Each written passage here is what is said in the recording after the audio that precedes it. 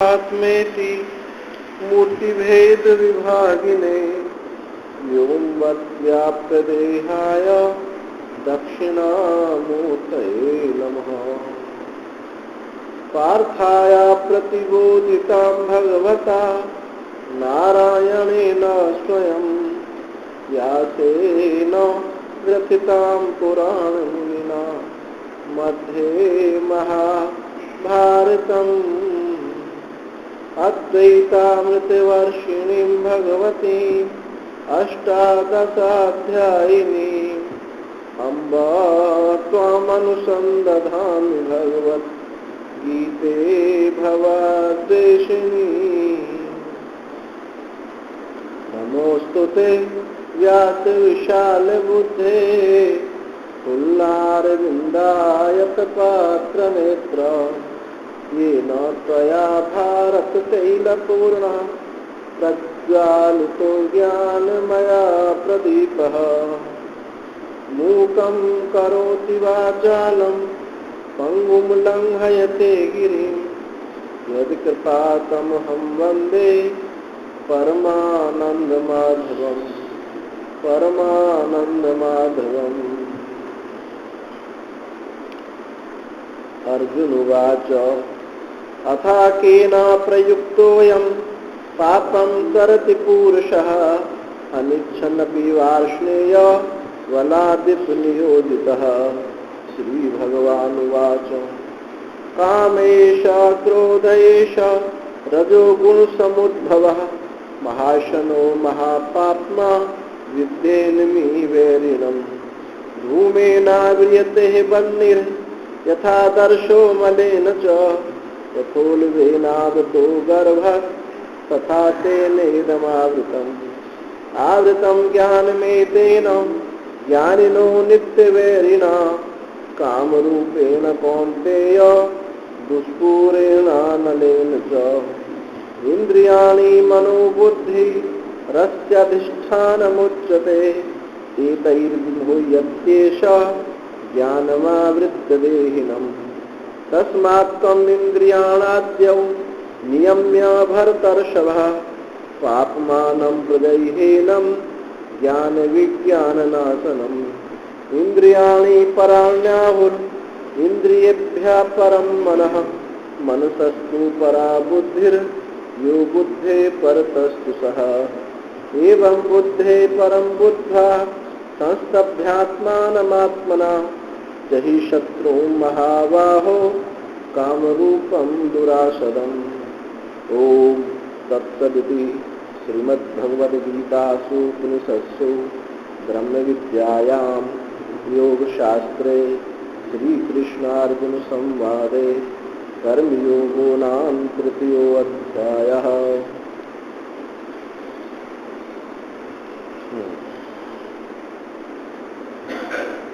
काम उपनिषद की चर्चा चल रही है। तो इस संपूर्ण अध्याय में पहले 2 श्लोकों से अर्जुन ने प्रश्न किया।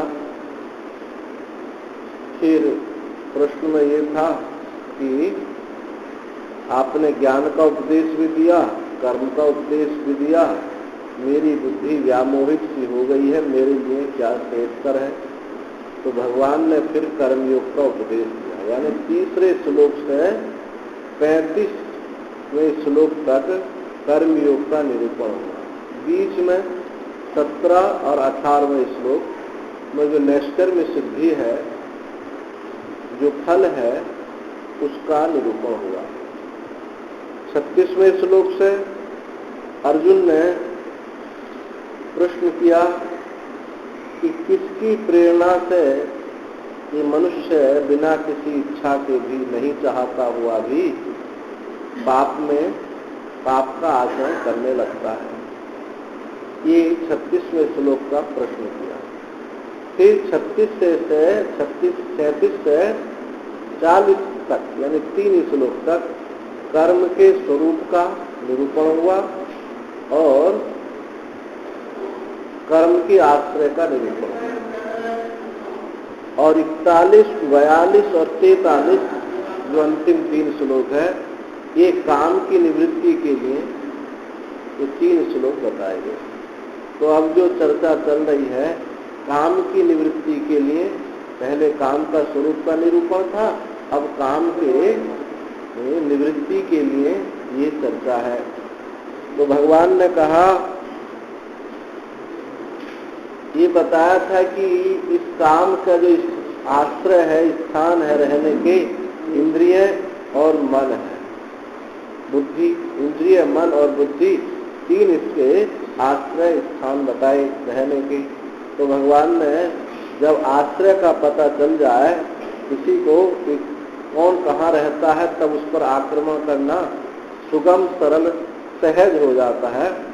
तो भगवान ने अब यहाँ आक्रमण ही किया है। तो कहा, तस्मात् त्वम् इंद्रियान् आद्यौ नियम्य भरतर्षभः पाप्मानं प्रजह्येनं ज्ञान विज्ञान नाशनम। तस्मात्, तस्मात् कि काम के स्वरूप का आश्रय का पता चलने पर, तस्मात् इसलिए, तस्मात् त्वम, हे अर्जुन, तुम पहले इंद्रियों का निग्रह करो, इंद्रियों को वश में करो, और फिर पापमानं प्रजह्येनं, और कैसा एक काम है, महापापी है और ज्ञान विज्ञान का नाश करने वाला है। तो ज्ञान विज्ञान का नाश हो सकता है क्या? ज्ञान विज्ञान का नाश हो सकता है, अविद्या से, माया से इसका नाश हो सकता है, कदापि नाश नहीं होता।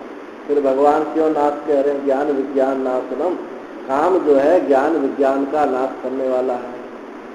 तो देखो भाई, जो शाश्वत वस्तु होती है उसका कभी नाश नहीं होता, सत्य कभी समाप्त नहीं हो सकता, परंतु थोड़ा बहुत कभी परेशान जैसा हो जाता है।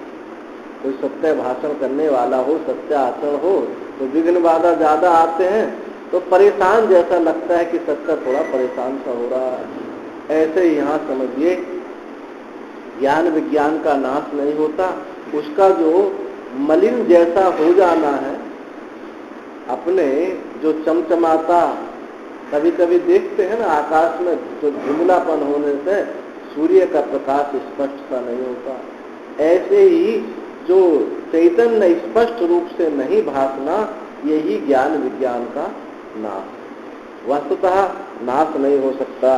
तो यहाँ इस श्लोक में देखें, तस्मात् त्वम् इंद्रियाणि आदौ, आदव शब्द का, इंद्रियों का शब्द प्रयोग किया कि इंद्रियों का संयम करें, बस में करें। और पहले इससे पूर्व में कहा था इंद्रिय, मन और बुद्धि, इनको ये रहने के स्थान है। तो रहने के स्थानों को ध्वंस करना है, तो भगवान ने केवल इंद्रिय ही क्यों कहा? तो देखो, मन भी इंद्रिय है और बुद्धि भी इंद्रिय है। बाह्य विषय सापेक्षता तो इंद्रियों में है, इंद्रियां जो सेवन करती हैं विषय का, तो वो इंद्रियों से होता है विषयों का सेवन।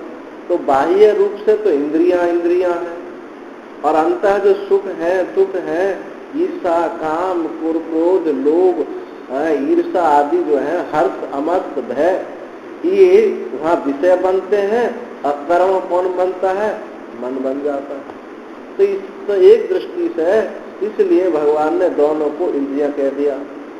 अब एक अर्थ और भी हो सकता है,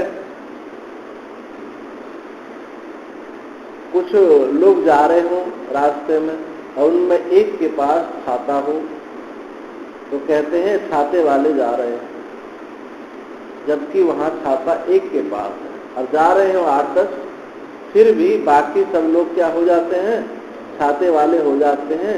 इसको शास्त्र में बोलते हैं क्षत्रिय न्याय। ऐसे ही भगवान ने क्षत्रिय न्याय से ये बात कही, क्योंकि इंद्रियां, मन और बुद्धि है, तो इंद्रियों का नाम ले लिया, तो इंद्रियों से मन को भी और बुद्धि को भी ग्रहण कर लेना चाहिए।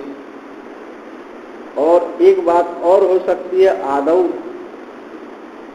आदि में जो है इससे भी सिद्ध होती, इंद्रियाणी आदौ, तो आदि से भी बात सिद्ध हो सकती है, क्योंकि पहले श्लोक में कहा था इंद्रियाणी मनोबुद्धि अस्य अधिष्ठानम उच्यते। तो इंद्रियां जिसके आदि में है तो बाकी का भी सब ले लेना चाहिए। इस प्रकार से ये संस्कृत भाषा की जो और भाषा है ना, इंग्लिश है, हिंदी भी मान लो, ये सांकेतिक भाषा है, लेकिन संस्कृत भाषा दिव्य भाषा है, देवों की भाषा है, ये अपने अर्थ को साथ साथ लिए होती है। इसलिए संस्कृत भाषा को बोलना भी एक पुण्य होता है। ऐसे महात्मा बहुत लोग हैं जिनका नियम है कि वो हम संस्कृत ही बोलते हैं। कैलाश आश्रम के स्वामी विद्यानंद जी थे। अब कुछ ऐसे लोग वहाँ आश्रम में तो महात्मा लोग तो वार्तालाप करते थे, लेकिन और लोगों से कैसे करें, तो उन्होंने नियम बना दिया कि 2 बजे तक के बाद मैं हिंदी बोल लूँगा। तो उस समय ही सब भक्त लोग मिलते थे। तो ये संस्कृत भाषा दिव्य भाषा है, अंतःकरण को बोलने मात्र से भी शुद्धि होती है। अथा शब्द जो मंगल का वाचक है वो बोलने मात्र से ही है, अर्थ का विचार नहीं किया जाता। तो इस दृष्टि से ये अपने अर्थों को साथ साथ लिए हो। तो भगवान ने आगे कहा, इसलिए इंद्रिय शब्द जो है, इंद्रिय शब्दों का प्रयोग किया। फिर कहा कि ये कौन है, पापी है। सबसे बड़ा पापी कौन है? सबसे बड़ा पापी तो यही है कि इस मरने मिटने वाले के साथ हमने जो दोस्ती की है उसके साथ एकता कर ली, यही बड़ा पाप है। तो ये देह ही जन्म ही होना सबसे बड़ा पाप। इस दृष्टि से कि भगवान ने कहा कि पहले तुम इनको बस में करो, तब आगे बात शुरू होगी। अब फिर बस में हो कैसे? आपने कह दिया बस में कर लो, ऐसी चीज तो है नहीं है कि कोई चीज उठा करके कहीं कहाँ रख दी। किस तरीका से इसको बस में किया जाए? तो भगवान ने आगे कहा, इंद्रियाणी मनोबुद्धि इंद्रियाणी पराण्याहुर इंद्रियभ्य परम मनो मनसस्तु परा बुद्धिर यो बुद्धे परतस्तु सह। भगवान को कठोपनिषद बहुत प्रिय है। गीता में कितने श्लोक शब्दशः अर्थशः गीता के बहुत श्लोक उसमें आए। अब ये जो श्लोक आता ये भी कठोपनिषद का मंत्र ही है। थोड़ा सा अंतर वहां किया गया। वहां क्या कहा? इंद्रियभ्य परा ही अर्था अर्थेभ्य परम मनः मनसस्तु परा बुद्धिरात्मा महान परा। महानतः परम अव्यक्तम, फिर महतः परम अव्यक्तम अव्यक्तात् पुरुषः परः पुरुषान्न परम किंचित सा काष्ठा सा परागति। उसको जो वहां 2 मंत्र दिए कठोपनिषद में, यहाँ उसी को 2 श्लोकों में भगवान ने कहा। थोड़ा सा शब्द सह अंतर है, अर्थ सह बाल बराबर भी अंतर है। वहां कहा, यहाँ तो क्या कह रहे हैं? इंद्रियाणी पराण्याहु, इंद्रियों से विषयों से इंद्रिय पर है, यानी श्रेष्ठ है, अंत है, सूक्ष्म है। और इंद्रियों से ये मन अंत है, श्रेष्ठ है और उसका प्रकाशक है। और मन से परे ये बुद्धि है, बुद्धि से पर ये आत्मा है। ये ऐसा था। वहां क्या कहा? वहां बात वही कही गई, थोड़ा सा अंतर मालूम पड़ा। इंद्रियभ्य परा ही अर्थ। यहाँ कहा है कि विषयों से इंद्रिय पर है, श्रेष्ठ है, प्रकाशक है, सूक्ष्म अंतर है। और वहां कहा कि इंद्रियों से ये विषय पर है, श्रेष्ठ है, अंतर है। और उन अर्थों से ये मन पर है, अंतर। ये अंतर वहां कर दिया। अब इसको हम समझ सकते हैं, विचार कर सकते हैं, दोनों में कोई अंतर नहीं। विषयों से, गीता में कहा विषयों से इंद्रिय पर है, श्रेष्ठ है। जो आपको विषय दिखाई दे रहे हैं, पंचीकरण, पंच महाभूत, ये स्थूल है और इंद्रियां सूक्ष्म है और अंत है। तो जो अंत होता है, सूक्ष्म होता है, वो उसका प्रकाशक होता है। तो ये बात तो हमको ठीक मालूम पड़ रही है, परंतु जो मंत्र में कहा गया कठोपनिषद में कि इंद्रियों से ये विषय पर, ये बात हमको समझ में नहीं आती। तो देखो वहां जो विषय है वो अपंचीकृत पंच महाभूत, और ये जो यहाँ जो कहा गया है ये पंचीकृत पंच महाभूत है। और दूसरे दृष्टि से भी देखा जाए कि जो एक दूसरे की अपेक्षा वाले होते हैं, विषय इंद्रिय की अपेक्षा से है, इंद्रियां विषयों की अपेक्षा से है, इसलिए इनको कोई पहले रख दो या बाद में रख दो, कोई अंतर पड़ता नहीं।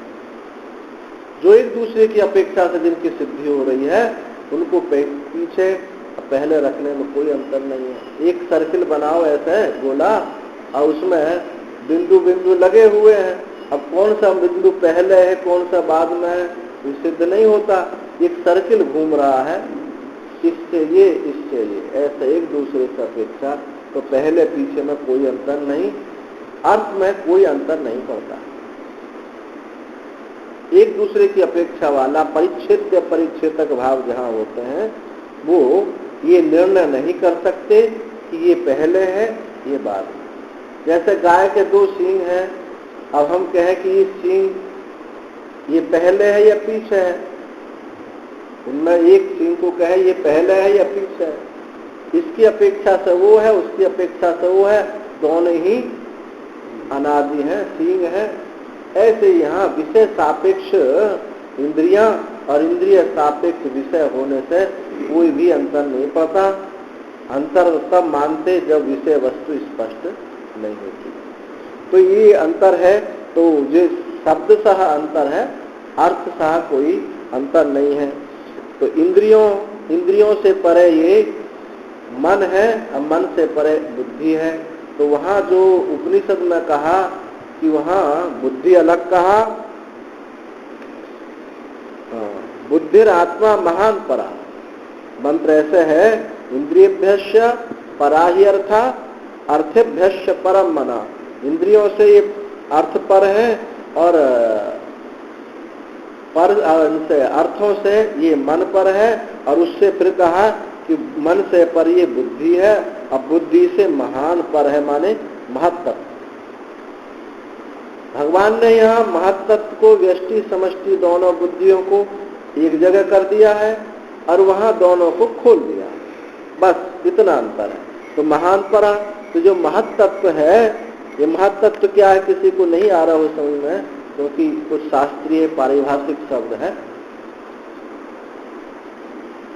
प्रकृति और पुरुष, पुरुष ना किसी की रचना है और ना विकृति है और ना प्रकृति है, ना उसमें कोई विकार होता है और ना किसी का वो विकार है। ये है पुरुष, आप चैतन्य। अब प्रकृति जो है योग दर्शन के अनुसार ये प्रकृति शब्द वेदांतों के नहीं है, ये इनका तो माया शब्द है। ये दूसरे दर्शन से उधार लेकर के अपना काम बनाए हुए हैं। ये भगवान श्री कृष्ण की एक शैली है, गीता में देखेंगे, इसको बोलते हैं अभ्युपगम सिद्धांत।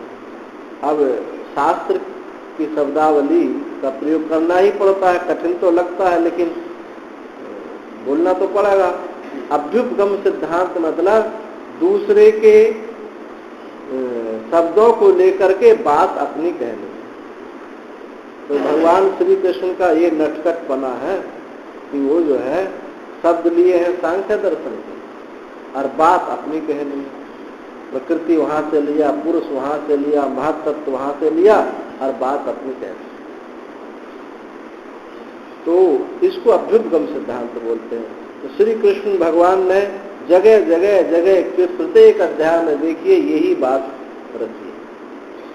क्यों? क्योंकि वो उनमें एक साम्यवाद भी था। किसी दार्शनिक को जो है पतंजलि को बुरा ना लग जाए, कपिल देव भगवान को बुरा न लग जाए, कणाद को गौतम को बुरा ना लग जाए, और जैमिनी को बुरा न लग जाए, इसमें सबको शब्दों से समेट लिया है और बात अपनी कह दी। ये चतुर आदमियों के काम होते हैं। ये चतुराई है कि बात अपनी है लेकिन शब्द सबके स्वीकार कर ले। तो ये भगवान की नटखटता जो है, इस नटखटता में ये बात झलक रही है। तो भगवान ने कहा कि देखो, महता परम अव्यक्त, महत से क्या पर क्या है, अव्यक्त है। वो बात छूट गई जो कहते कहते। प्रकृति जो है योग के अनुसार किसी की विकृति नहीं है, स्वतंत्र है, और इससे क्या हुआ, महत तत्व हुआ, समष्टि बुद्धि। हिरण्यगर्भ ब्रह्मा जी कह दो, आप ब्रह्मा कह दो, इसको ब्रह्मा ही कौन है, ये महत तत्व है। और इसमें विकार होने से ये अहंकार हुआ, और उसमें विकार होने से ये पंच तन मात्रा हुई, जो अभी जिसको हमने विषय कहा। और इसमें विकार होने पर ये 5 ज्ञानेंद्रियां बनी, 5 कर्मेंद्रियां बनी, और 5 महाभूत बने, और ये मन बना। इनको 16 विकार बोलते। इसके बाद ये 16 विकार अंतिम विकार हैं, इसके बाद कोई विकार नहीं है। इसलिए योग दर्शन में भी नाम और रूप को कल्पित ही माना। जैसे वेदांत दर्शन में नाम रूप को कल्पित माना है, ऐसे योग दर्शन में भी कल्पित ही उसको माना है। इसलिए नाम रूप कल्पित होने की वजह से योग में भी पुरुष असंग हो जाता है, परंतु द्रव्य की सत्यता होने की वजह से वो द्रव्य कारण रूप में विद्यमान रह जाता है, यानी प्रकृति की साम्य अवस्था रूप में विद्यमान रहता है। पर प्रकृति उस पुरुष को मोक्ष दे करके अलग हो जाती है, बंधन का हेतु वहाँ नहीं रहता है, ऐसा उनका कहना है। वो आत्मा के स्वरूप को सत्य तो मानते हैं, चित्त तो मानते हैं, पर आनंद रूप योग दर्शन नहीं मानते, आनंद नहीं है उनमें। अब ये दार्शनिक बात है, इसमें ज्यादा घुसना ठीक नहीं, किसी की समझ में नहीं आए। आज स्वामी जी आखिर के दिन क्या क्या बोले जा रहे हैं, तो ये भी थोड़ा देखना पड़ता है। तो ये महतः परम अव्यक्त से पर जो आत्मा है, तो कैसे कैसे इनको विलय किया जाए, जाना जाए। तो आप देखें, जो विषय देश है और वृत्ति देश है। विषय क्या होगी, पुस्तक हो गई, देखने वाला मैं इंद्रिय वृत्ति हो गई, अंतःकरण हो गया। तो आप विचार करके देखें, जो विषय देश है और जो वृत्ति देश है, ये दो नहीं, इसलिए इनकी एकता सिद्ध होती है। क्यों नहीं है कि जिस क्षण मैं देखता हूं उसी क्षण दिखती है, नहीं तो नहीं दिखती है। यदि आपका मन कहीं और लगा हुआ है और सामने से कुछ चीज निकल जाए तो आपको दिखाई नहीं देती। सामने से गुजरने, आंख बंद नहीं है, खुली आंखों के सामने से कुछ चीज निकल जाती है और आपको दिखाई नहीं देती। और कोई पूछा अभी तो गई थी, तो हमने ध्यान नहीं दिया। मतलब क्या हुआ कि मन में वृत्ति में जो देश है, वृत्ति में जो काल है, जिस समय वस्तु सामने से गुजरी वो काल, और जो आकृति गुजरी वो वृत्ति में है। वृत्ति में नहीं था और सामने से आकृति आने से कुछ नहीं हुआ। तो इससे क्या बात सिद्ध हुई कि विषय इंद्रियों से, अंतःकरण से भिन्न नाम की कोई चीज है ही नहीं। अब त्रिपुटी जो है, दृष्टा दर्शन दृश्य, अब त्रिपुटी में आपने एक को तो गायब कर दिया, अब द्विपुटी रह गई। विषय, प्रमेय, प्रमाण और प्रमाता। तो प्रमेय तो किसमें लीन हो गया, इंद्रियों में लीन हो गया, अंतःकरण की वृत्ति में लीन हो गया, क्योंकि दोनों का देश एक था, दोनों का काल था। जिन दो वस्तु बनती नहीं है कहना, जहाँ रहने का स्थान आकृति दैर्घ्य विस्तार एक हो और एक काल हो, तो दो वस्तु हो कैसे सकती? दो तभी होते हैं, आपका स्थान वजन अलग है, इनका स्थान वजन अलग है। आप अलग स्थान में बैठे, अलग काल में बैठे, अलग काल में बैठे, मानी काल की एकता होने पर भी देश की भिन्नता तो है ही, पर देश की भिन्नता होने पर ऐसा मत समझो काल की भिन्नता भी है ही, क्योंकि देश से काल भिन्न नहीं रहता। जिस क्षण आपने देखा उसी क्षण इनको नहीं देखा, वो क्षण बदल गया, तो काल की भिन्नता भी होती है। तो देश और काल जहाँ एक है और वहाँ वस्तु दो मालूम पड़ रही हैं, तो वहाँ वो केवल प्रतीति होती है, होता नहीं है। जैसे कोई मंदिरों में आपने देखा होगा, एक मूर्ति रख दी है और 90 डिग्री एंगल पर शीशा लगा दिए जाते हैं, और जिधर देखते उधर मूर्ति दिखाई देती है, इधर देखते उधर मूर्ति दिखाई देती, क्योंकि उसका प्रतिबिंब पड़ता है। वस्तुतः वहाँ मूर्ति वहाँ एक है। ऐसे ही यहाँ मूर्ति एक है, जो अनेक आकृति मालूम सी पड़ रही हैं, ये प्रतीतियां हैं। जो इससे बात सिद्ध हो गई, जो कुछ भी दृश्य गोचर हो रहा है, जो प्रपंच दृश्य गोचर हो रहा है, ये सब जो है प्रतीति। हमको तो मालूम नहीं पड़ती प्रतीति है। आप विचार कहाँ करते हैं, इसलिए मालूम नहीं पड़ती है। जब विचार करेंगे और विचार की उस स्थिरता में बैठेंगे तो ये मालूम पड़ेगी। और विचार कर क्यों नहीं पा रहे हैं? विचार इसलिए नहीं कर पा रहे हैं क्योंकि उन विषयों को आपने सत्य समझ करके ही किसी कामना, बस कामना का बाहुल्यता बहुत ज्यादा है। उस बाहुल्यता से इतने आप काम धंधे में फंसे हुए हैं कि विचार करने को आपको टाइम ही नहीं है। कभी 2 मिनट बैठने के लिए स्थिरता नहीं, और जब तक स्थिर ना हो चित्त तब तक विचार कैसे होगा? कुछ भी सोचने का नाम विचार नहीं है। कुछ भी है हम मनोराज्य कर लें, इसका नाम विचार नहीं कहते हैं। विपरीत आचार जो बाहर तुमको आचरण दिखाई दे, इससे विपरीत वापस जाने का नाम विचार है।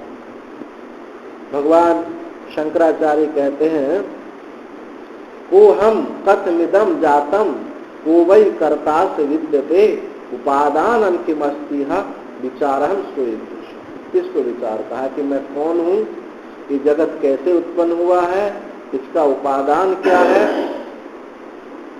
ये इसका मटेरियल क्या है, ये बात समझ में, इस पर चिंतन करने का नाम विचार है। कुछ भी हमारा, कुछ भी हम सोच रहे हैं, इसका नाम विचार नहीं है। ये प्रश्न तभी उदित होते हैं जब हमारा कर्म विक्षेप समाप्त होता है, अभिमान का शैथिल्य होता है, अभिमान शिथिल हो, श्रद्धा का प्रादुर्भाव हो और कामना शिथिल हो, तब ये विचार शुरू होता है। और कामना भरपूर है और 1 मिनट कहते मरने को टाइम नहीं, इतना हम फंसे हैं एक काम धंधे में कि मशीन जैसा जीवन है। इसलिए मशीन जैसा कि और आ जाए और आ जाए और आ जाए, बस जितना है इसमें संतोष नहीं। और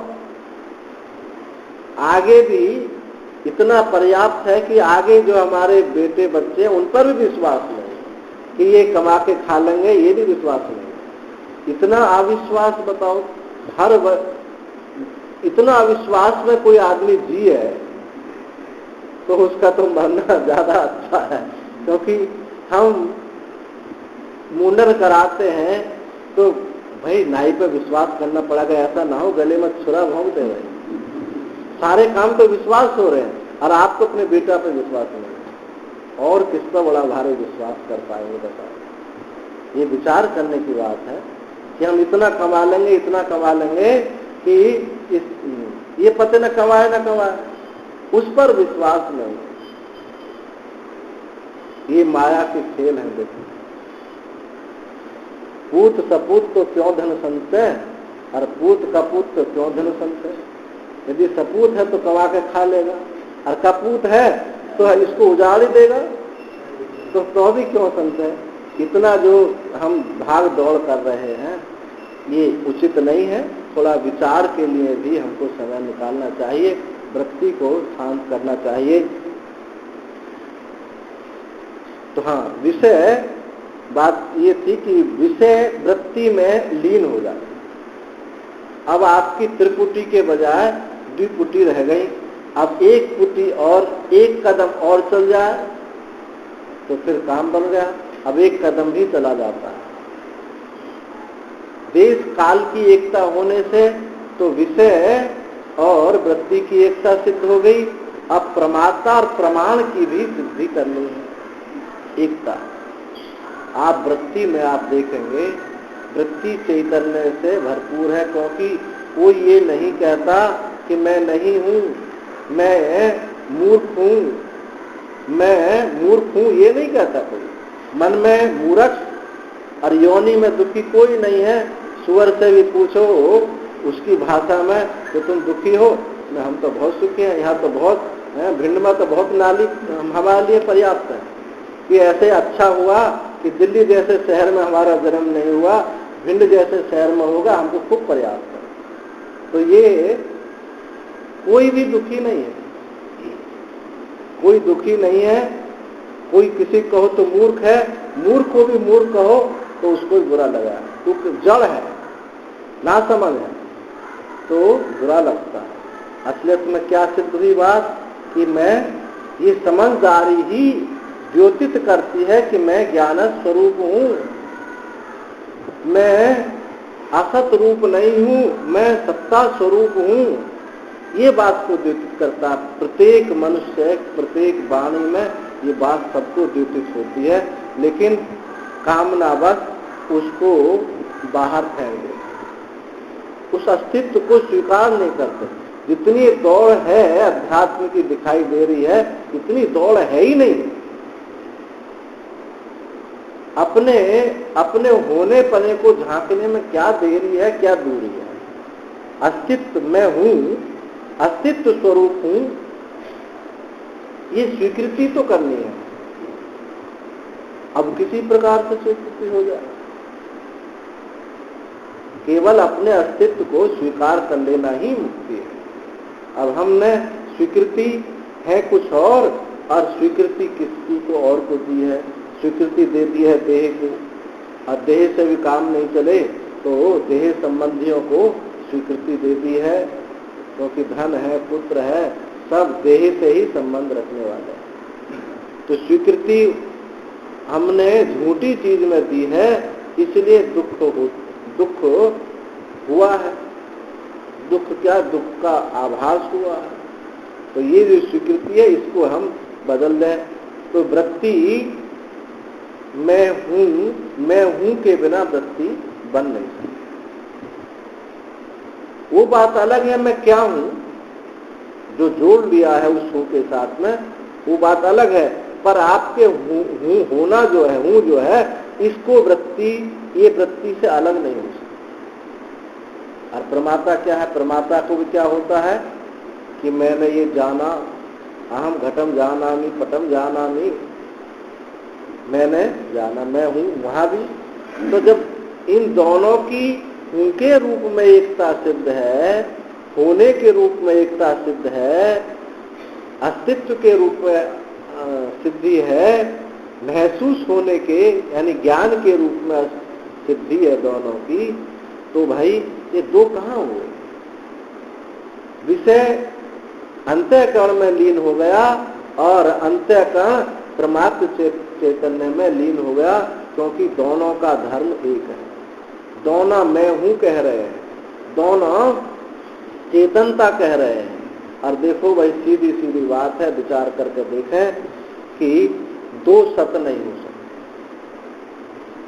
दो हूं नहीं हो सकते। कहो, कहते हम हूं हैं, बोले मैं हूं, सब कह रहे हूं, सब चिल्ला रहे, कहते दो नहीं है। अरे दो नहीं है, ये उनमें, उन आकृतियों में, इन देह में, उपाधि में एक ही हूं करके चिल्ला रहा, अनेक हूं नहीं है। तो है दो नहीं हो सकते, और ज्ञान भी दो नहीं हो सकते, और आनंद भी दो नहीं हो सकते। कैसे नहीं हो सकते हैं? तो अब ये क्या कितनी उंगली दिखाई देती हैं? आप कह रहे हैं 4 या ये 2 है। अब इनको अलग अलग करने वाली जो चीज है वो सत है या असत है? ये जो 2 उंगली दिखाई देती हैं, जो इनकी विभाजक रेखा है, उसको सत माने या असत माने? यदि सत मानते हैं तो अनेक सत होते हैं, अनंत होते हैं, अनवस्था होती है।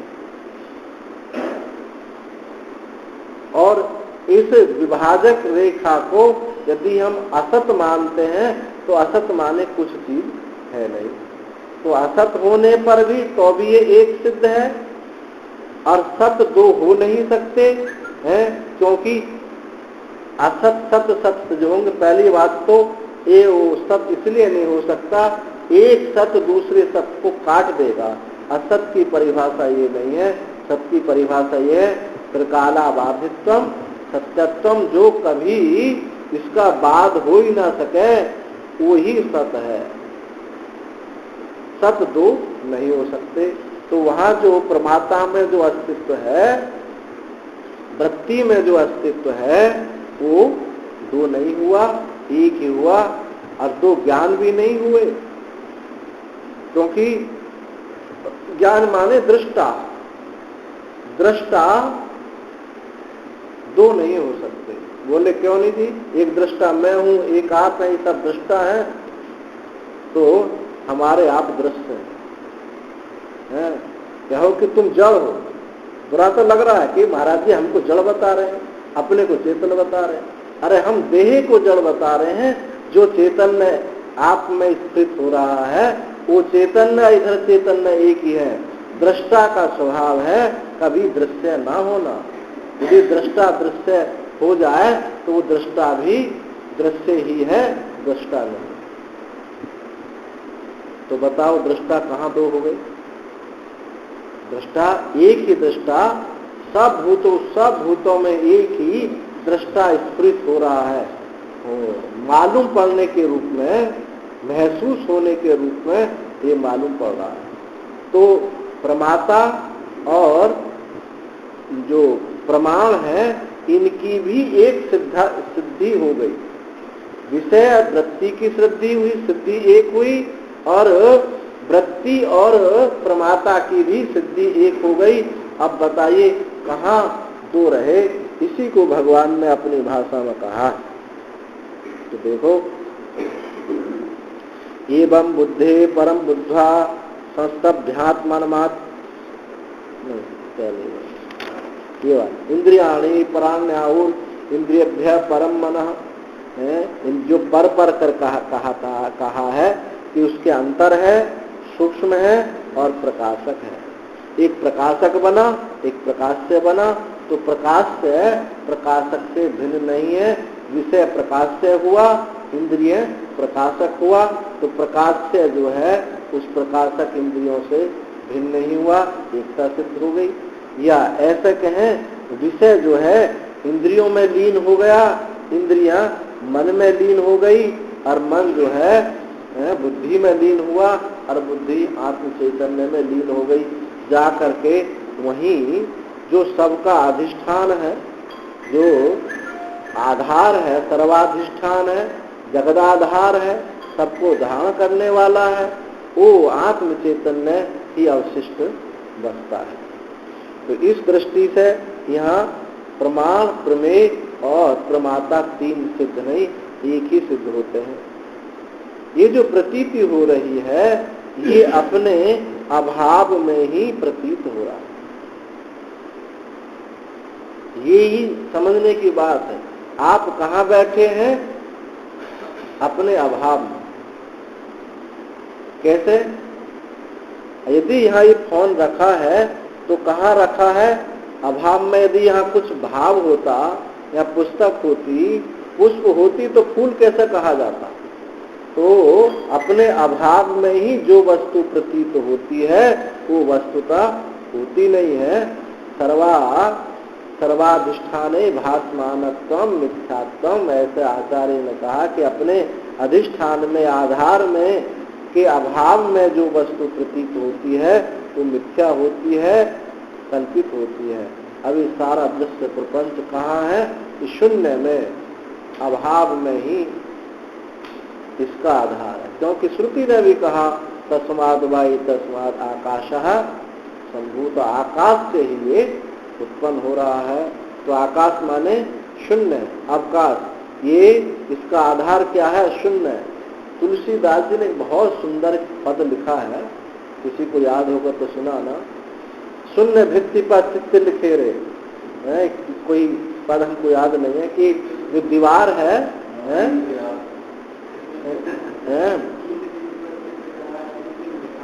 हाँ, ये शून्य भित्ति पर जो भीत है, वो शून्य है, उस पर ही आकृति बन रही।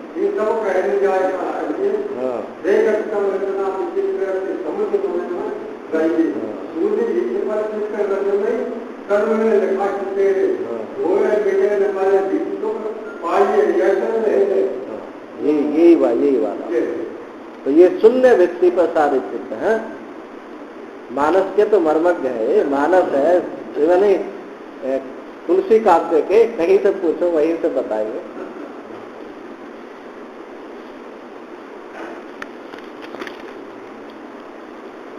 तो आप देखें, बुद्धि परतस्तु सह, वो मन से परे बुद्धि है और बुद्धि से पर सह, वो कौन माने? ये परमात्मा। तो पहले मंत्र में आप देखो, यहाँ महावाक्य सिद्ध हो रहा है इन श्लोकों में, देखो ध्यान से देखेंगे। तो पहले आया था एतै विमोह्यते स ज्ञानमावृत्य देहिनम। तो देहिनम क्या है? ये त्वम पद, देहिनम त्वम पद, और परतस्तु सह ये क्या है? तत्पद है। और आगे के एवं बुद्धे परम बुद्धा, बुद्धा पद से क्या सिद्ध होता है? असी पद सिद्ध होता है। तो 3 श्लोकों से ये महावाक्य सिद्ध होता है। क्योंकि बताया नहीं, काम की निवृत्ति माने अज्ञान, काम माने अज्ञान। काम जो है अव्यक्त रूप उसका अज्ञान है। तो अज्ञान की निवृत्ति के लिए 3 श्लोक भगवान ने कहे हैं, कैसे काम की निवृत्ति हो। तो यहाँ महावाक्य सिद्ध होता है। फिर साधन भी बता रहे हैं कैसे कैसे होगा। संस्तभ्यात्मानम आत्मना, संस्तभ्य आत्मानम आत्मना, आत्मना आत्मानम, आत्मानम एक जगह भागवत में कहा, आत्मना आत्मानम, और आत्मना आत्मानम वेत्ति, अपने से अपने को ही जानता है। यही मुख्य साधन है वेदांत। अपने से अपने को ही जानता है, दूसरे से कुछ नहीं जाना जाता। ये मारने वाला भी वही है, मारे जाने वाली वस्तु भी वही है, मारने का हथियार भी वही है। ये तीन नहीं है, एक है। ये बात समझ में आ जाए तो वेदांत पूरा स्पष्ट हो गया, कोई उसमें उलझन नहीं रह जाएगी उसको। तो आत्मना आत्मानम, आत्मना तृतीया विभक्ति, आत्मा से आत्मा को प्राप्त होता है। एवं बुद्धा, पूर्व में जो कहा था, ऐसा जान करके कि वो जो देहीन है वो क्या है? ये तत् ही है, ईश्वर ही है, ब्रह्म ही है। जो जीवात्मा है ये ब्रह्म है, ऐसा जान करके। तो किस प्रक्रिया से जाना था उसने? तो आत्मना आत्मानम को कैसे समझेंगे? आपको वैराग्य हुआ, वैराग्य होने के बाद गुरुजी के पास गए और गुरुजी ने फिर आपको उपदेश दिया। तो क्या उपदेश दिया? आत्मना आत्मानम, अपने से अपने को ही जानो। अहम ब्रह्मास्मि तत्त्वमसि सोहम शिवोहम, ये जो वाक्य हैं। अंतःकरण वृत्ति ही जब शोधित हो जाता है तो तुम पदार्थ का शोधन पूर्वक, तब ये वृत्ति आत्म चैतन्य में ही डूब जाने का नाम है आत्मना आत्मान। भगवान शंकराचार्य ने कहा, प्रातः स्मरामि हृदि संस्कृत आत्म तत्वम सच्चित सुखम परमहंस गतिम तुरीयम यत् स्वप्न जागृत सुसुप्ति मवैत नित्यम तद ब्रह्म निष्कलम महम न च भूत संग। जो अब यहाँ हम लोग समझते हैं कि तत्पद दूर है, तत्पद दूर भी नहीं है, अपने आपे में ही है, परंतु साक्षात नहीं। इसलिए तत्पद की परोक्षता कटती है, अत्वम पद की परिच्छिन्नता कटती है। उनकी परिच्छिन्नता परोक्षता कटने पर नित्य सिद्ध वस्तु की एकता होती है। तो यहाँ कहा प्रातः स्मरामि हृदय, हृदय में जो अस्तित्व के रूप में है के रूप में जो स्थित हो रहा है, वो जागृत में भी है, स्वप्न में है, सुसुप्ति में है, नित्य जो है, नित्य हमको जो प्राप्त है वो कलनाओं से रहित है, वो ब्रह्म है। अब कोई कहे कि ये तो त्वम पद का आपने निरूपण किया, त्वम पद का नहीं है, तत्पद का ही है, क्योंकि इसको देखो, तद ब्रह्म, वो ब्रह्म है। यदि यो ब्रह्म अपने से बाहर ही होता तो नित्य एकता कैसे सिद्ध हो सकती? ये तो धूल में लक्ष्य लगाना हुआ कि वो त्वम तत्, वो तत् मैं हूं। और जब कल्पना से हो गया ना, अपने से अन्य हो गया, कल्पना कभी सत्य तो होती नहीं। मैं वो हूं, वो मैं ब्रह्म हूं, ब्रह्म मैं हूं। तो इस यहाँ ब्रह्म का तादात्म्य हो रहा है, एकता नहीं हो रही है। तो ये कौन है? जहाँ विशेषण विशेष से एकता सिद्ध होती है, यहाँ तादात्म्य होता है, यहाँ सायुज्य होता है, जिसको विशिष्टाद्वैत दर्शन कहा जाता है। भेद सहिष्णु अभेद, भेद को रख करके अभेद हो जाना है तो भेद, परंतु तादात्म्य इतना भाव बन गया है, वो एकता हो गई है। ये हमने वेदांतियों में भी देखा, बड़े बड़े वेदांतियों में भी वो इस अहंग्राधान को ही करने लगते, तादात्म्य भाव को ही प्राप्त हो जाते हैं। उनको ये भ्रांति हो जाती कि हमारा एकता हो गई। एकता नहीं, वहां तादात्म्य हो जाता है। तादात्म्य होने पर ऐसा लगता है कि भेद नहीं है। ये उपासना है, अहंग्र उपासना है, ज्ञान के सन्निकट है, ज्ञान नहीं है, ज्ञानाभास है। ये बहुत सूक्ष्म विचार की बात है। यहाँ अब अंतर क्या है? जिसको तीव्र वैराग्य जिज्ञासा पूर्वक जिसने श्रवण किया है उसको तो होगी एकता, और जिसने बिना जिज्ञासा के श्रवण किया है वो भाव बनाएगा, क्योंकि शोधन नहीं हो पाता। वो भाव बनाता है और भाव उस तादाद में जी करके ही अपने को समझता है कि मैं मुक्त हूं, हमारा काम पूरा हो। ये बहुत सावधानी की बात, बड़े बड़े महात्मा इसमें फंस जाते हैं। हानि नहीं है, पर जो वस्तु अभी प्राप्त होने वाली थी सद्य मुक्ति, वो थोड़ी दूर फेंक दी। मुक्त तो निश्चित है उसकी, क्योंकि अहंग्रह ध्यान जिसको हो जाता है उसको क्रम मुक्ति प्राप्त हो जाती है। तो ये तादात्म्य में नहीं है, यहाँ एकता है। तादात्म्य में कभी टूटता है, वृत्ति कभी अभ्यास बस अभ्यास की पराधीनता से हमको प्राप्त हुई है। यदि उसको दुस्संग मिले, बहुत ज्यादा विक्षेप प्राप्त हो, तो वो टूटती भी है। तो भगवान ने कहा कि देखो भाई, ये जो अपने से अपने के द्वारा ये वेदांत जन्य गुरु उपदेश पूर्वक जो वृत्ति हुई, ये इसी को कहा आत्मनः आत्मानम्। तत्व पदार्थ के शोधन पूर्वक जो एकता सिद्ध है, इस एकता का को ही है आत्मना आत्मानम्, अपने से अपने को जाना। वहां जानने वाला कोई और नहीं, जाने जाने वाली कोई वस्तु और नहीं। जो ये भ्रांति हो रही थी मैं जानने वाला हूं, मैं ये जाने जाने वाली वस्तु है, वो उपाधि से हो रही थी, उपाधि को वहां हटा दिया, अब अपने से अपने को जाना। ये कहने के लिए वाक्य है, ये वाक्य कहना बनता नहीं, समझाने के लिए एक बात कही जाती है। तो इस प्रकार से भगवान एकता सिद्ध होने एवं बुद्धे परम बुद्ध्वा, इस प्रकार जान लिया। जही शत्रु महाबाहो काम रूपम दुरासदम।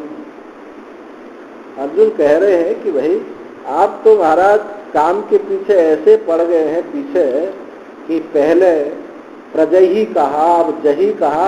इतनी क्रूरता है आपके चित्त में कि इसको बस मिटा दो, जला दो, काट दो। इतना कैसे आप साधक हैं जो किसी पर दया ही नहीं हो रही है। तो बोले कोई कोई ऐसे पात्र होते हैं इन पर दया करनी नहीं, दया के पात्र नहीं होते। समाज में भी उनको दंड देना आवश्यक है। तो क्योंकि ये क्यों है कि एक महापापी है, एक बात क्यों इसको दंड दिया जा रहा है, क्यों इसको मारा जलाया जा रहा है, एक महापापी है और ये मर्डर करने वाला है ज्ञान विज्ञान नाशनम। जो पापी हो, हत्या करता हो, अब उसको क्या, उसकी क्या आरती करी जाएगी। तो पहले कहा प्रजही, यानी इसको इंद्रियों को बस न करके इसको पहले कहा त्याग दो। अब ये फिर भी बाज नहीं आता, त्यागने पर भी बाज नहीं आता, तो अब कहा इसको जला दो, नाश करो। तो पहले इस श्लोक में प्रजही कहा, पापमानम प्रजही। प्रजही अजही दोनों का अर्थ एक नहीं है, वहाँ प्र उपसर्ग से अर्थ बदल जाते हैं। हालांकि धातु दोनों में हा धातु हा त्यागे धातु का प्रयोग है दोनों, परंतु उपसर्ग से अर्थ की भिन्नता हो गई। तो यहाँ त्याग अर्थ में है और यहाँ नाश अर्थ में है। तो भगवान ने कहा जही शत्रु महाभाव। अरे अर्जुन, तुम तो बड़ी बड़ी भुजाओं वाले हो। बड़ी बड़ी भुजा किसकी होती है? पराक्रमी की, पुरुषार्थी की बड़ी भुजा होती है। तो तुम तो बड़ी बड़ी भुजाओं वाले हो, बड़े पराक्रमी हो, पुरुषार्थी हो। तुम जो है इस काम रूप को, पहले काम रूपेण कहा था ना, पीछे के श्लोक में आया था। काम रूपेण माने इच्छा रूपेण। इस काम का एक रूप है जो समझ में आता है। इच्छा से जो इच्छा हो रही है, ये उस काम का ही रूप। इच्छा कहो, काम कहो, तो रूप काम कैसे पहचाना जाता है? इच्छा से पहचाना जाता है। इच्छा है तो वही हमारी कामना है। और यदि कोई अनिच्छा है तो वहां भी उस काम का रूप है या नहीं है, वहां भी हो जाता है। जैसे महाराज जी ये कुछ दक्षिणा दे रहे हैं, पैसा ले रहे हैं। अब महाराज जी उठा करके उसके मुंह पर मार रहे, रख इनको, मैं विरक्त महात्मा, मुझे तो पैसे देता, तेरी हिम्मत कैसे पड़ी। जो अनिच्छा है ये भी इच्छा हो गई। क्यों हो गई? क्रोध आ गया। क्रोध का हेतु कौन है? काम। यदि कामना नहीं होती तो ये क्रोध महाराज कैसे उपस्थित होते? तो अनिच्छा में भी इच्छा होती है, ऐसा नहीं है। हम किसी का ज्यादा चिंतन करते हैं, ज्यादा उसको नेगेटिव करते हैं, तो हम समझ लें कि हम में भी ये दोष है कहीं ना किसी एंगल में। ज्यादा किसी के दोष दर्शन देखना उचित नहीं होता है। दोष दर्शन में हम अपने को वहां फेंक देते हैं। यद श्रद्धेय स एव स, आगे भगवान कहेंगे जो जिसकी जैसी श्रद्धा होती वही होता है। हम जिसका ज्यादा चिंतन करते हैं, नेगेटिव चिंतन करते हैं या पॉजिटिव चिंतन करते हैं, हम उसके साथ जुड़ ही जाते हैं। तो ज्यादा ऐसा नहीं करना चाहिए, सब में निरंतर दोष दर्शन नहीं देखना चाहिए कि दोष दर्शन जो है किसी अंश में हमारे यहाँ गांठ हो चित्त में बैठ जाती है, जो अभिव्यक्त नहीं हो रही है, कालक्रम में अभिव्यक्त हो जाएगी।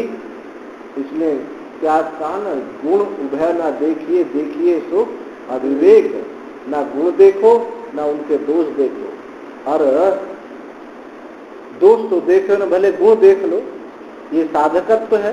दोष ना देखना, गुण देखना साधकत्व है, और ना गुण देखना ना दोष देखना ये जो है सिद्ध का लक्षण। तो सिद्ध नहीं है तो साधक तो बने ही रहे कि किसी के दोषों का दर्शन ना करें। ऐसे भगवान ने कहा कि महाबाहो काम रूपम, ये काम जो है इच्छा रूप है, और दुरासदम, दुरासदम माने कठिनता से ये प्राप्त होता है। इसको, इसकी जो निवृत्ति है बहुत कठिनता से होती है। इतना जितने सरलता से हमने सुना दी, इतनी बात ऐसी है नहीं। हम जब इस पर चलेंगे तो तब पता चलता है कि कितनी कितनी बड़ी खाई है।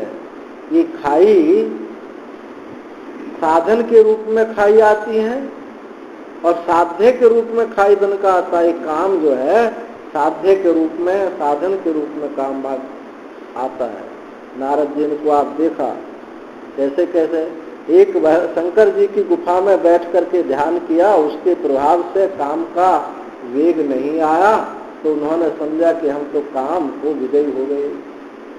यदि काम पर विजय हुए होते तो वहाँ विश्व मोहिनी के पास नहीं जाते। वहाँ तो शंकर जी का प्रभाव था, उस गुफा में ध्यान किए थे। तो ऐसे जो है ये त्याग के रूप में काम आ जाता है, और ग्रहण के रूप में तो आता ही है, इच्छा के रूप में आ जाता है, अनिच्छा के रूप में आ जाता है, प्रिय के रूप में आ जाता है, अप्रिय के रूप में आ जाता है। इतने इसके रूप हैं, यानी इधर भी चलता है, इधर भी चलता है, ऊपर भी चलता है, नीचे भी चलता है। इसलिए कहा दुरासदम, बहुत कठिनता से निवृत्ति है, इतना हल्के से नहीं।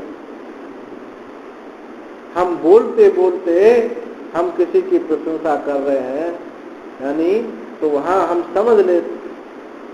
समझ जाए कि इसकी बार बार वहां की कामना है। पॉजिटिव हो नेगेटिव हो, किसी न किसी प्रकार से बात को घुमा के वहां ले आते हैं, तो समझ लो यहाँ इनका आकर्षण। एक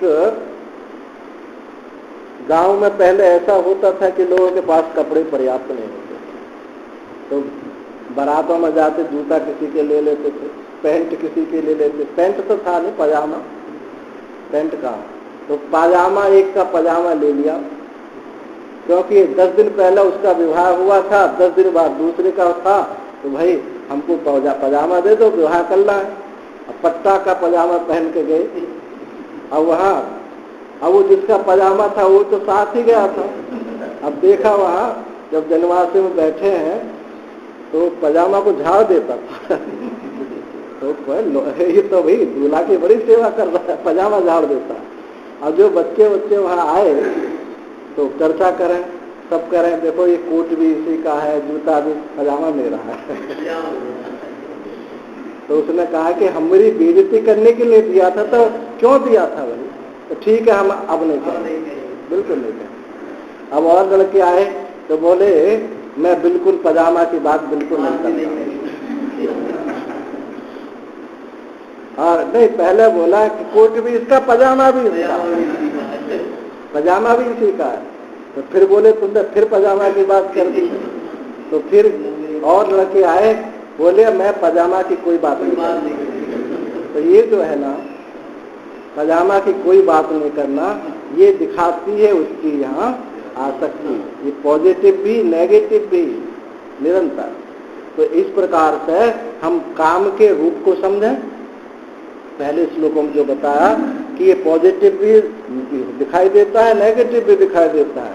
इस काम के स्वरूप को समझ लें और फिर इस प्रक्रिया के द्वारा उसको जला दें, नाश कर दें उसका। कैसे नाश हुआ कि विषय को इंद्रियों में विलीन कर दो। विषय की अस्तित्वता जो है वो क्यों है? वो दोनों विषय और वृत्ति दोनों एक देश में है, एक काल में है, इसलिए विषय नहीं है, वृत्ति है। वृत्ति और प्रमाता का एकत्व सिद्ध हो जाता है, क्योंकि दोनों अस्तित्व मात्र हैं, दोनों चेतन मात्र हैं, और दो चेतन नहीं हो सकते, दो जो है अस्तित्व नहीं हो सकते, ऐसे दोनों की एकता सिद्ध हो जाती है। इस प्रक्रिया से एक प्रक्रिया यहाँ बताई है, और दूसरी प्रक्रिया बताई आत्मना आत्मानम, गुरु के शरण में जाकर के, वैराग्य पूर्वक गुरु के पास जाकर के श्रवण किया, और वहाँ ये जाना कि तत्व पदार्थ का शोधन, कि जो ईश्वर है जैसा हमको दिखाई देता परोक्ष रूप में, नदी जंगल पहाड़ वाले शरीर वाला, ऐसा ये नहीं। और ये आत्म चैतन्य भी, जो मैं अपने को 3.5 हाथ का देह माने हूँ, इसके धर्मों को स्वीकार किया हूँ, ये भी नहीं हूँ, क्योंकि अन्न में, प्राण में, मनो में जो पंचकोश है ये नहीं हूँ। इसी में जो पहले अभी कहा था, इंद्रियाणी मनोबुद्धि रस्याधिष्ठानम उच्यते, 3 इंद्रियां बताई, मन बताया और बुद्धि बताई। यहाँ भी इन तीनों शरीरों की निवृत्ति है, सूक्ष्म शरीर, कारण शरीर और स्थूल शरीर। और इन तीनों में ही पंचकोशों का अंतर भाव होने से, चाहे पंचकोशों की निवृत्ति रूप से समझ लें, चाहे शरीरत्रय की निवृत्ति रूप से समझ लें, और ये ही तत्व पदार्थ का शोधन पूर्वक एकता सिद्ध होती है। चाहे इस प्रक्रिया से समझ लें कि ये विषय जो है इंद्रियों में लीन हो गया, क्योंकि विषय की कोई सत्ता नहीं है, इंद्रियों से ही इसकी सत्ता मालूम पड़ती है, और इंद्रिय परमात्म चैतन्य के बिना, परमात्मा के बिना इंद्रियों की करण की कोई सिद्धि नहीं होती। इससे करण भी परमात्म रूप है। जब करण नहीं है, प्रमाण नहीं है और प्रमेय नहीं है, तो परमात्मा जो है उसका प्रमातापना भी सिद्ध नहीं होता। प्रमाता क्या है? चैतन्य में ही जो विषय की छाया है, इसी को प्रमाता बोलते हैं। जब विषय की छाया समाप्त हो गई, विषय समाप्त हो गए, करण समाप्त हो गए, अब विषय नाम की कोई चीज नहीं रही, तो प्रमाता यही ब्रह्म है। अयम आत्मा ब्रह्म तत्वमसि यहाँ जाकर के चरितार्थ हो जाता है। तो इस पूरे कर्मयोग से प्रारंभ किया। अब भगवान की करुणा आप देखें कि जो कामना में फंसे थे उनकी निवृत्ति हुई कर्मयोग के द्वारा, अंतःकरण शुद्ध हुआ, और फिर उस अंतःकरण की शुद्धि होने के अनंतर उस आत्म चैतन्य का बोध कराया। ये समस्त गीता के प्रत्येक अध्याय में अद्वैत जीव ब्रह्म की एकता ही सिद्ध होती है। हम प्रारंभ करें कर्मयोग से, क्योंकि सबको अधिकारी बनाना है, अधिकारी को मोक्ष कराना है। ये हमारी स्मार्ट शैली, औपनिषद शैली नहीं है। औपनिषद शैली तो यही है कि जो अधिकारी को बोध कराते हैं उपनिषद, और स्मार्ट पुराण आदि जो है, आप इतिहास में रामायण, महाभारत और पुराण, स्मृति आदि, इनकी शैली यह है कि अधिकारी बनाओ और फिर अधिकारी को मोक्ष कराओ। यहाँ जाकर के रुकते हैं। इसलिए स्मार्थ ग्रंथ, पौराणिक पुराण ग्रंथ सबके लिए हैं, और औपनिषद तो इन सन्यासियों के लिए ही होते हैं। यानी वैराग्य जिनको हुआ है, सन्यासी का मतलब जिनको वैराग्य हुआ है, ये वहाँ चरितार्थ होते हैं। तो भगवान की करुणा है, उस वेद को अपनी वाणी से कह करके,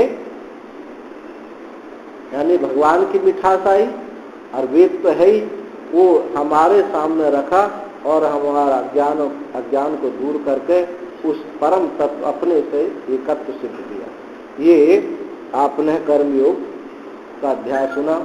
इसमें जो शास्त्र विहित, शास्त्र श्रुति युक्ति अनुभूति से जो बात आपको सही जमती है, वो हमारे गुरुदेव की होगी, और जो कहीं शास्त्र खंडन श्रुति खंडन और युक्ति ना हो तो समझ लो कि इन बाबा जी की हो सकती है, तो हमारी हो सकती है, क्योंकि जो कुछ भी है हमारे पास तो हमारे गुरुदेव का है, इसके अलावा कुछ नहीं। तो जैसा जिसको समझ में आया और प्रयास करें, आएगा। ओम पूर्णमदः पूर्णमिदं पूर्णात् पूर्णमुदच्यते पूर्णमादाय पूर्णमेवावशिष्यते। सर्वे भवन्तु सुखिनः, सर्वे सन्तु निरामयाः, सर्वे भद्राणि पश्यन्तु मा कश्चित् दुःखभाग् भवेत्। ओम शांति।